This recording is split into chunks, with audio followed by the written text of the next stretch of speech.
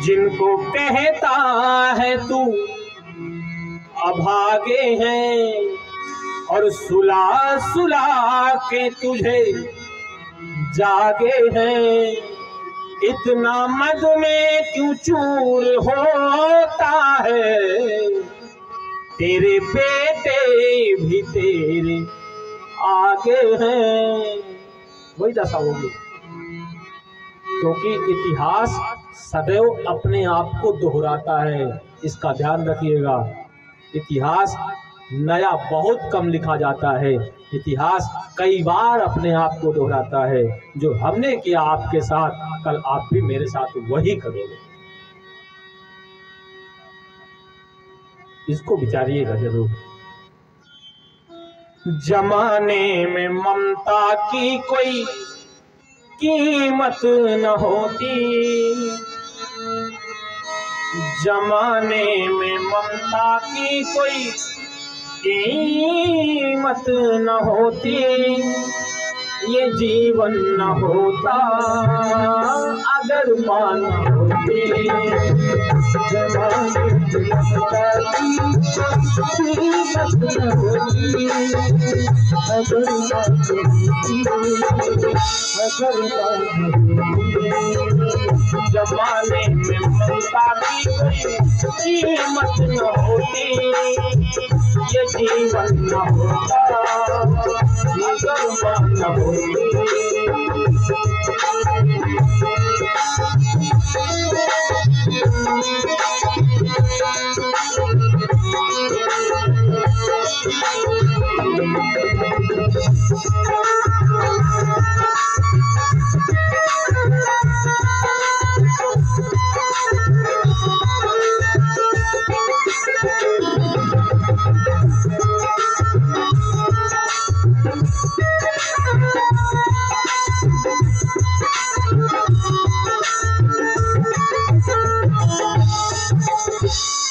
न होते ऋषि मुनि पियो पैगंबर, न होती ये धरती ना होता ये अंबर। न होते ऋषि मुनि, न होता धरती होती, न होता न होते ऋषि मुनि पियो पैगंबर, न होती ये धरती ना होता ये अंबर।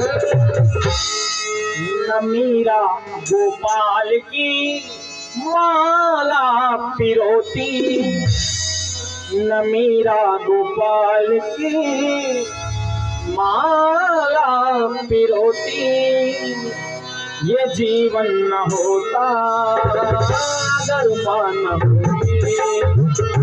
मीरा गोपाल की माला पिरोती, ये जीवन न होता अगर मां न होती।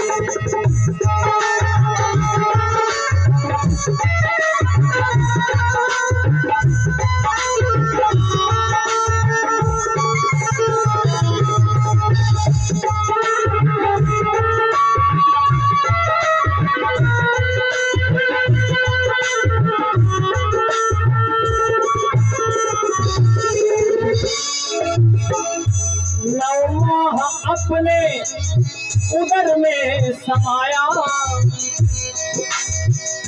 9 माह अपने उदर में समाया। एक आदमी ने कहा कि इस तरह मेरे गुनाहों को माँ धो देती है, इस तरह मेरे गुनाहों को माँ धो देती है। वो जब बहुत गुस्से में होती है तो रो देती है, दुख भी ला सकती है, लेकिन जनवरी अच्छी लगी। मुनव्वर राणा जी का शेर है, दुख भी ला सकती है पर जनवरी अच्छी लगी। जिस तरह बच्चों को जल्दी फुलझड़ी अच्छी लगी, दुख भी ला सकती है पर जनवरी अच्छी लगी। जिस तरह बच्चों को जलती फुलझड़ी अच्छी लगी। रो रहे थे सब तो मैं भी फूट कर रोने लगा, वरना मुझको बेटियों की रुखसती अच्छी लगी।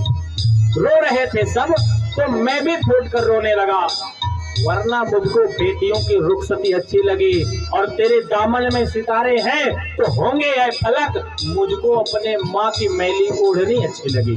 तेरे दामन में सितारे हैं तो होंगे ऐ फलक, फलक माने आसमान, उर्दू शब्द है। तेरे दामन में सितारे हैं तो होंगे ऐ फलक, वरना मुझको अपने माँ की मैली ओढ़नी अच्छी लगी। 9 माह अपने उदर में समाया,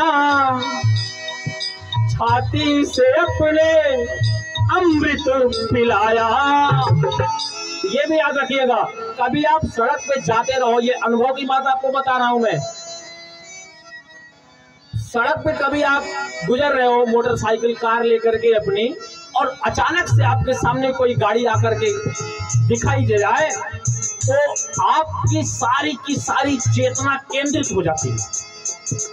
लेकिन आश्चर्य ये नहीं है, आश्चर्य तो ये है कि वो चेतना केंद्रित होकर के मन पर भी नहीं जाती, दिल पर भी नहीं जाती, हृदय पर भी नहीं जाती, वो सारी की सारी चेतना आकर के नाभि पे रुक जाती है।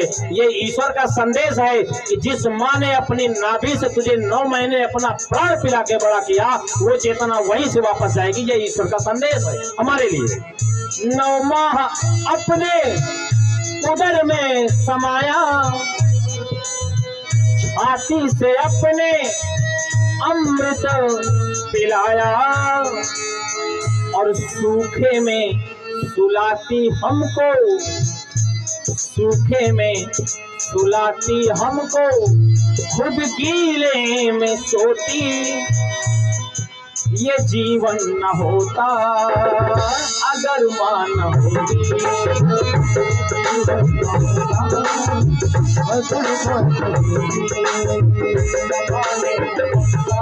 कोई कीमत न होती, जमाने में कोई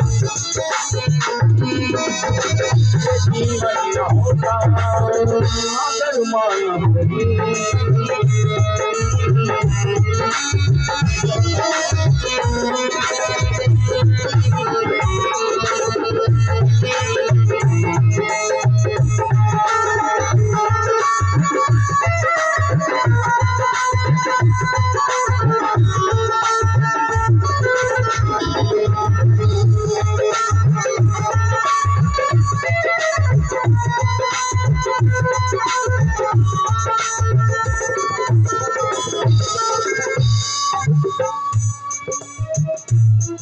अगर माँ न होती तो मैं भी न होता, और यहाँ इस जगह यूं ही बैठा न होता। अगर माँ न होती तो मैं भी न होता, यहाँ इस जगह यूं ही बैठा न होता। मैं करता नमन उसको मेरे घर में जो होती। प्रणाम कीजिएगा अपनी अपनी माँ को।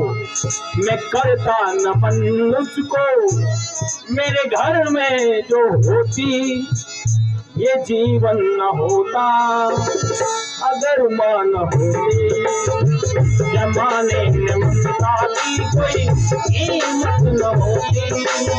ये जीवन न होता अगर माँ न होती।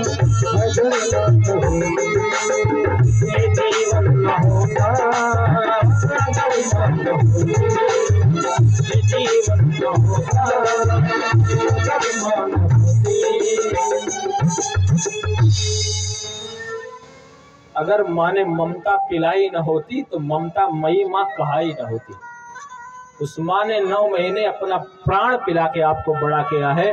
इस बात का भान जब जब आपको क्रोध आए तब तब आप एहसास कर लिया कीजिएगा, तो आपकी सारी मर्दानगी, सारा पौरुष और सारा पुरुषत्व आपकी जेब में धरा का धरा रह जाएगा।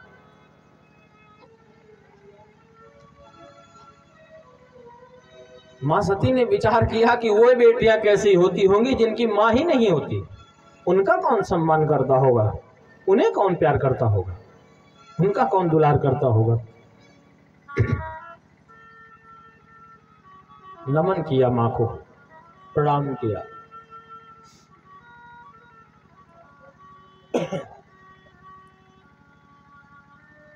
सबसे भारी अगर कुछ है तो वो माँ है। माता गुरुतरो भूमि। और सबसे ऊंचा अगर दुनिया में कुछ है तो वह बाप है। पिता खाद उच्चरस तथा। हितोपदेश में लिखा हुआ है कि माता गुरुतरो भूमि पिता खाद उच्चरस तथा। आसमान से भी ऊंचा दर्जा पिता का है और भूमि से भी भारी दर्जा माँ का है।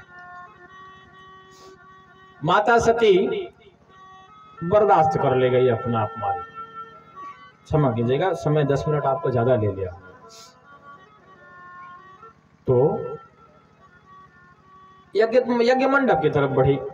यज्ञ मंडप की तरफ पहुंचने पे देखा कि कहीं पर भी भगवान शिव का भाग नहीं दिया गया। यज्ञ मंडप में वेदियां बनती हैं तो एक वेदी वास्तु भगवान की बनती है। ये जो सबसे बड़ी वेदी आप देख रहे हैं, इस वेदी का नाम है सर्वतोभद्र। इस पे 33 से भी अधिक देवताओं का स्थान दिया गया है। उसके बगल में जो वेदी आप देख रहे होंगे उसको कहते हैं खोड़श मातृका। उस पे 16 माताओं को स्थान दिया गया है। उसके पीछे जो आप देख रहे होंगे उस वेदी का नाम है 64 योगिनी। उस पे 64 देवियों की आराधना की गई है। और उसी के ठीक बगल में आप देख रहे होंगे उस वेदी का नाम है वास्तु भगवान। उस वेदी पे वास्तु पुरुष का आवाहन किया गया है जो घर के देवता होते हैं। और उस वेदी पे जो काले रंग के चावल रखे गए हैं ये रुद्र भगवान का स्थान है। इस वेदी पे भगवान शिव को स्थान दिया गया। ठीक उसी के बगल में आप जो काले रंग की वेदी देख रहे होंगे इस वेदी का नाम है क्षेत्रपाल भगवान। इस पे क्षेत्र के जो रक्षक हैं उनका स्थान दिया गया। और उसी के सामने आप देखेंगे तो नवग्रहों की वेदियां बनाई गई। और ये जो कलश रखे हुए हैं ये 10 कलश 10 दिशाओं के स्वामी हैं। 2 आगे भी मिलेंगे आपको। ये 2 द्वारपाल हैं। कहने का मतलब यह है कि मंडप में भी भगवान शिव को स्थान दिया जाता है।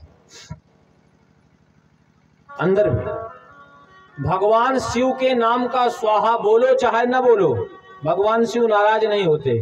परंतु यदोच्छिष्टम भागम, जो यज्ञ का उच्छिष्ट भाग है वो सारा का सारा भाग भगवान शिव का होता है।